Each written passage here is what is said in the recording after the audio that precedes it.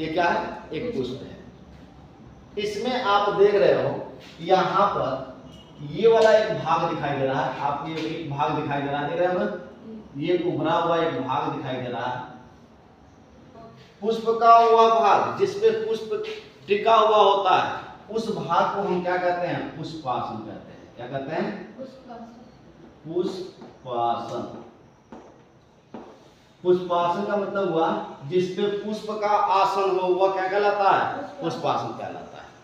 आप किसी भी पुष्प को देखोगे तो उसके बाहर की तरफ ये दो, यानी बाहर की तरफ ये वाला भाग जो होता है, देखना हरे रंग की जो पत्तेदार दिखाई देती हैं, जो पत्तियों की तरफ दिखाई देते हैं, हरा रंग का, वह क्या कहलाता है?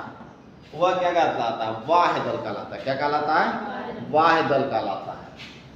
हम इसको क्या कहते हैं? बाह्य दल। ये हरे रंग का होता है। किस रंग का होता है? हरे रंग का होता है। ध्यान रख लेना। ये पूरा इसके हरे रंग के ठीक ऊपर देखोगे कुछ पंखुड़ियां पाई जाती हैं, कलरफुल।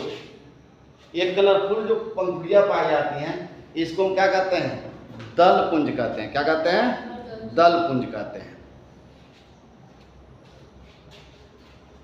ये वाला भाग दिखाई दे रहा ना, ये कलर रंग के होते हैं, इसको हम क्या कहते हैं? दल पुंज कहते हैं।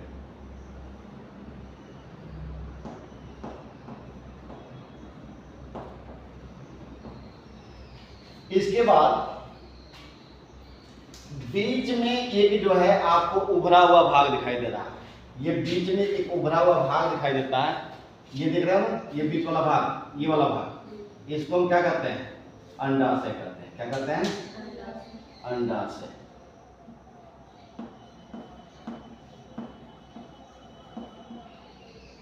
अंडाशय में ओवरी। इसी अंडाशय के अंदर क्या पाया जाता है? बीजांड होता है। ये वाला जो भाग होता है क्या होता है? बीजांड होता है।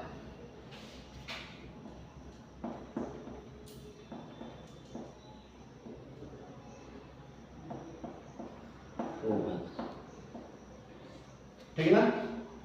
अब एक चीज देखो, इसमें जो है कुछ इस तरह की ये वाली आप संरचना देख रहे हो, ये वाली संरचना, ये अंडाशय से जुड़ा हुआ संरचना आपको दिखाई दे रहा है।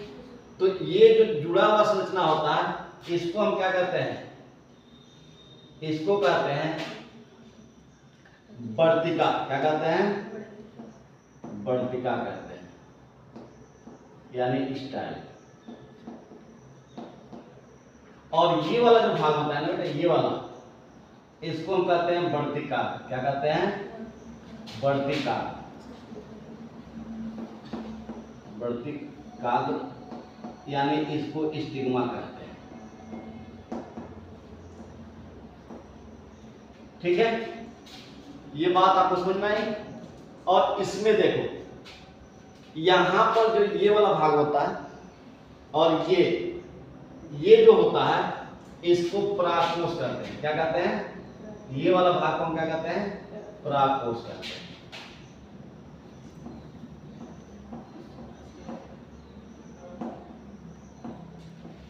और ये नीचे वाला जो भाग दिखाई दे रहा है, जिसपे ये टिका हुआ है, इसको हम क्या कहते हैं? पतंतु कहते हैं।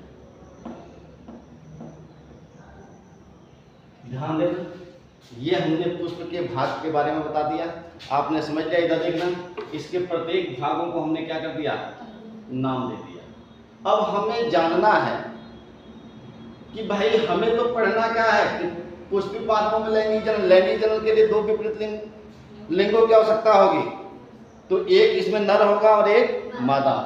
अब चूंकि इस पुष्प के अंदर नर जनन अंग कौन सा है और मादा जनन अंग कौन सा है, तो आपको यहाँ पर एक चीज दिखाई दे रहा है, ये परागकोश है और ये पतंतु है। दिखाई दे रहा है ना? तो जब परागकोश और पतंतु जब ये दोनों आपस में मिलते हैं तो जानते हो क्या बनता है? इससे पुंकेसर बनता है। क्या बनता है? पुंकेसर। एक परागकोश और पतंतु के मिलने से क्या बना? पुंकेसर। और जब पुंकेसर के बहुत सारे जब समूह होते हैं, पुंकेसर के बहुत सारे समूह, ठीक ना, यानी पुंकेसर के समूह को हम क्या कहते हैं? पुंमंग कहते हैं। क्या कहते हैं? पुंमक। तो ये ध्यान रखना कि पुंकेसर के जो समूह होता है, पुंकेसर तो आपने समझ लिया कि परागकोश और पतंतु को हमने मिलाकर क्या कर दिया? पुंकेसर बना दिया।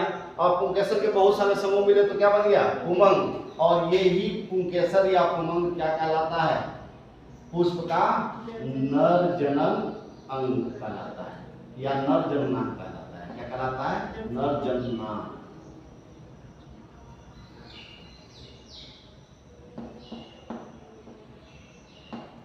ठीक है। अब मादा जननांग को देखते हैं कि इसमें हमने तो पुरुष का नर जननांग पा लिया, अब हमें मादा का मादा जननांग देखना है। तो मादा जननांग में देखो, ये वर्तिकाग्र है, ये वर्तिका है और ये अंडाशय है, ठीक ना। जब ये तीनों आपस में मिलते हैं, क्या क्या बताया गया? वर्तिकाग्र यानी आपको बताया गया सिग्मा प्लस स्टाइल और प्लस ओवरी, ये तीनों मिलते हैं बेटा तो ये क्या बना देते हैं?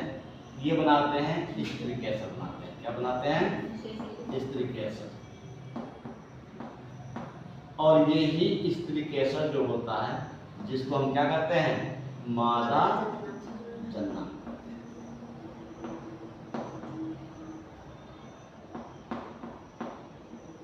तो सीधी सी बात है